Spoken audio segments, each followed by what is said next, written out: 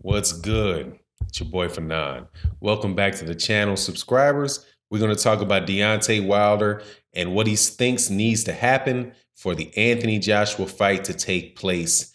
And I'm going to give you my 2 cents on one detail that is going to be non-negotiable after this.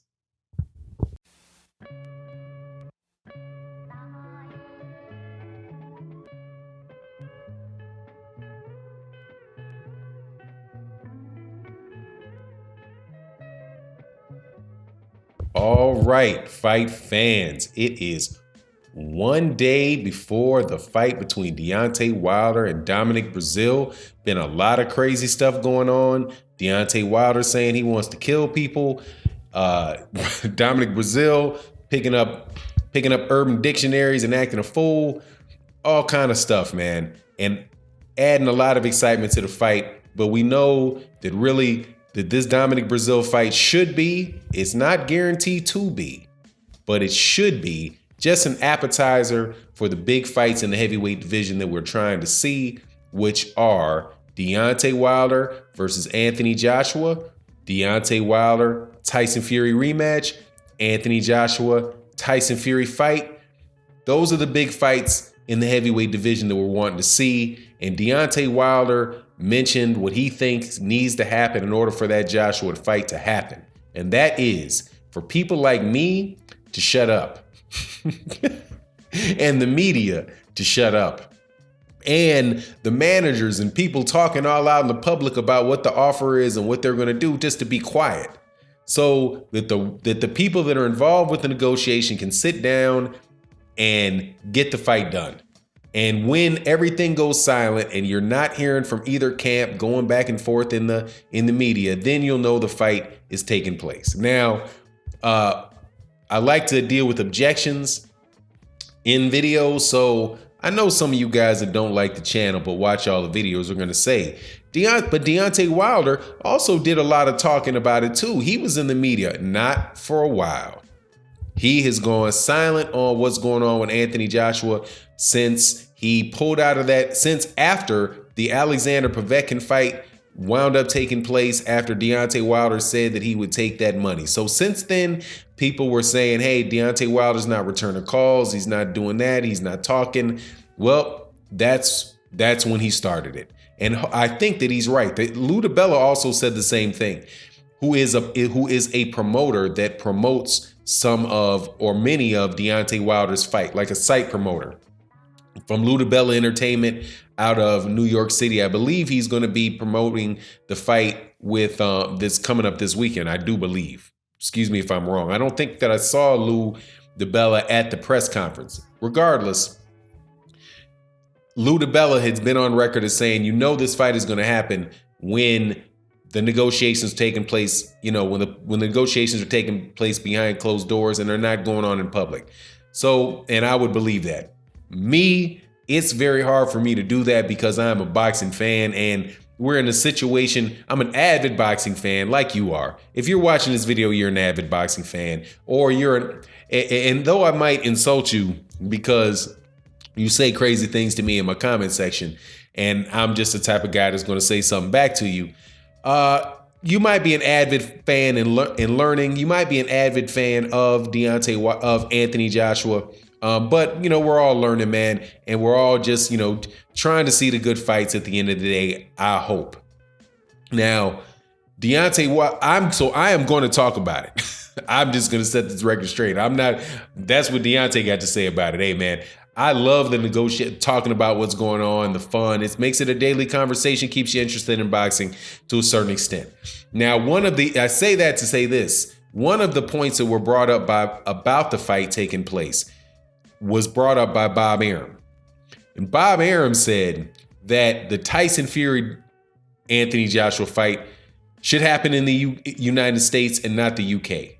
He talked about how the fact that the UK is a smaller country, and because it's a smaller country, a good pay-per-view sales for the UK is like 1 million people. And that sounds about right. That's around what Anthony Joshua does when he does his pay-per-views.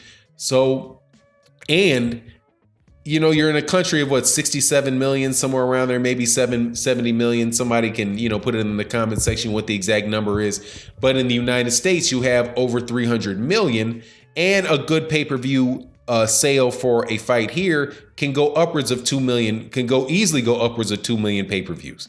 That's happened on a few occasions. So on the upside potential for a fight in the number of people that would view it in the United States is significantly higher than the UK. Also, the consumer tolerance for price is much higher here than it is in the United States, as much as 4 times as high in the United States as it is in the UK. So in the United States, you can have a $100 pay-per-view. In the UK, you're going to have about a $25 pay-per-view, or a £19.99 in British currency. That's probably that's what it's going to go for. Now, there's also the added issue of the fact that the fight, and this is something that Bob Arum brought up, and I've brought up before, but I always got smacked, or get smacked around in the comment section for it. But I ain't quitting.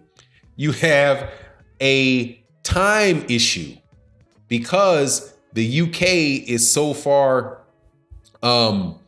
Is it behind us or ahead of us? A fight in the evening is in the afternoon here, right? It's in the afternoon. So yeah, you're way ahead of us. Your evening is our afternoon, and our evening is the middle of the night for you, or early morning for you, depending on whatever you call 3, 4 in the morning. So you're not going to be able to do a United States pay-per-view if you do a UK pay-per-view. It's just not an option, because in the United States, although we have fewer boxing fans per capita, right? We have many of the boxing fans that we have are fans of our other sports, right? So like, you were going to be competing against college basketball games, college football games, golf matches, tennis matches, just generally people got stuff to do in the middle of the afternoon type of stuff going on. And people tend to watch those fights in the evening. They get fight for big pay-per-view fights. We do pay-per-view. We do fight parties. People come together. People are drinking, doing whatever they got to do, having fun at the parties, cookouts and all that. And generally speaking, people don't do that in the middle of the afternoon. They do that in the evening. So, but in the UK, on the other hand, and is evidenced by many pay-per-views that we've had in the United States, right? Like Floyd Mayweather Jr., Ricky Hatton, Floyd Mayweather, Oscar De La Hoya, Floyd Mayweather, Manny Pacquiao, the Mike Tyson fights in the early 1980s, in the early 1990s through the 2000s, Lennox Lewis versus Holyfield 1, Lennox Lewis versus Holyfield 2. I do believe those were pay-per-views. Mike Tyson versus Lennox Lewis.